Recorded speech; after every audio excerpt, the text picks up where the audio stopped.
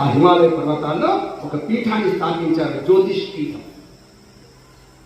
ఇంకొకరిని దక్షిణం పంపించారు. దక్షిణం అంటే మన కర్ణాటక, తర్వాత మనకి తెలంగాణ, ఆంధ్రప్రదేశ్, కేరళ ఈ ప్రాంతాల్లో పంపించారు. ఎక్కడ పంపించారు? తుంగ నది ఉన్నటువంటి చోట శృంగేరి పీఠాన్ని పంపించారు. ఇంకొకరిని పంపించారు. ఇంకొకరు బదరి పంపించారు. బదరి అంటే అటు ఉత్తర భారతంలో బదరి ఉంటుంది. ఇంకొకరి పూరి పంపించారు, ద్వారిక పంపించారు. అలాగే కంచిలో కూడా వారి యొక్క ప్రభావంతో ఆ విధంగా 4 పీఠాలతో పాటు 5వది కంచి యొక్క పీఠం జరిగేది కావు. ఎక్కడ చూసినా కూడా వేదాన్ని తూలనాడేటువంటి అంశాలు ఉండేవి. మన పురాణాన్ని, ఇతిహాసాన్ని విమర్శించేటువంటి స్థితి ఉండేది. అందుకే మన దేశంలో వేద మతాన్ని, వేదాన్ని ఆ విధంగా ప్రతిష్టాపించినటువంటి మహనీయుడు ఎవరు? ఆది శంకరాచార్య.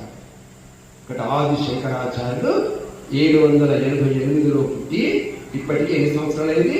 2025 నాటికి 2125 సంవత్సరాలు దాటిపోయి.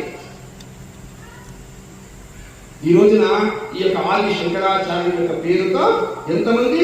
కోట్ల మంది భక్తులు, కోట్ల మంది శిష్యులు, కోట్ల మంది గురు పరంపర అందరూ కూడా మన ధర్మాన్ని ఆ విధంగా నిలబెడుతున్నారు. శంకరుడు అక్కడ హిమాలయ పర్వతాలు నడుచుకుంటూ వెళ్ళాడా లేదా?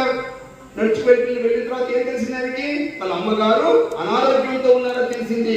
అనారోగ్యం ఉన్నదో తెలవగానే అక్కడి నుంచి మళ్ళీ నడుచుకుంటూ వచ్చారు. అప్పటికి వాళ్ళ అమ్మగారు పరమపదించారు.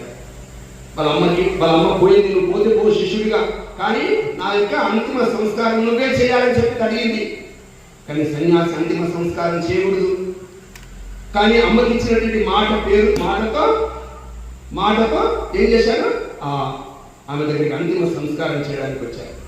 వస్తే ఊళ్ళో అందరూ వ్యతిరేకించారు, పండితులతో వ్యతిరేకించారు. నువ్వు సన్యాసి, నువ్వు ఎట్లా ముడతావు, అమ్మని ఎట్లా ముడతావు, ఈ శవాన్ని ఎట్లా ముడతావు అని అందరూ వ్యతిరేకించారు. ఎవరు దగ్గరికి రాలేదు. రాకపోతే ఆ అమ్మగారి తన భుజాల మీద వేసుకొని వెళ్ళి ఆ యొక్క అంతిమ క్రియలు, అంత్యక్రియలు జరిగారు. ఇక అమ్మగారి యొక్క మాట పేరుతో. అందుకే సన్యాసులు, సాధువులు అందరికీ నమస్కరిస్తారు. కానీ సాధువు తల్లి స్వరూపము, జగదంబ స్వరూపము అంటే ఆ అమ్మ స్వరూపాన్ని ఇప్పుడు కూడా